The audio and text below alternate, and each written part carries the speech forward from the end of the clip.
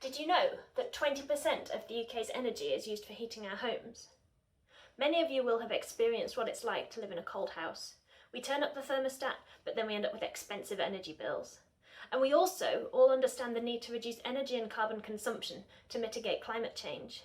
So how do we reconcile these things? A building retrofit is like putting a jacket on your house. It does two main jobs. The insulation slows down the rate of heat loss through the building walls, whilst when we zip up that jacket, so draft proofing, we reduce the amount of heat carried away in the air. If we can better keep the heat in, we can reduce the amount of energy needed for space heating.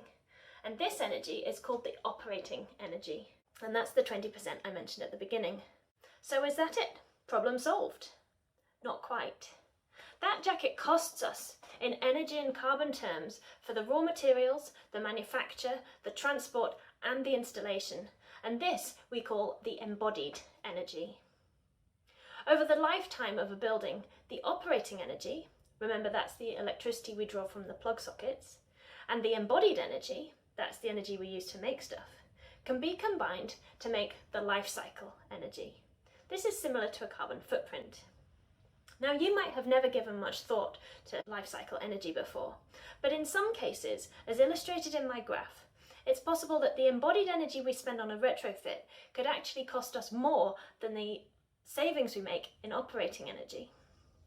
So whilst we have warmer homes, could this mean that in life cycle terms, the retrofit has consumed more energy overall than if we hadn't put the jacket on the house in the first place? This is what my research seeks to find out, and specifically, how thick should we make that jacket? Let's take a closer look at this. We might expect a thicker jacket to have a higher embodied energy than a thinner one, but we'd also expect that it would save us more in operating energy. But unfortunately, it's not even as straightforward as that. When we zip up that jacket, we have many other factors to consider, such as ventilation and moisture management, in order to ensure that we can avoid unintended consequences like overheating, making our homes sweat, or trapping indoor air pollution. And so controlling these factors might require more material or equipment, and therefore result in more embodied energy investment. So what might seem like a simple sum, operating energy plus embodied energy makes life cycle energy, is actually a complex series of trade-offs and compromises.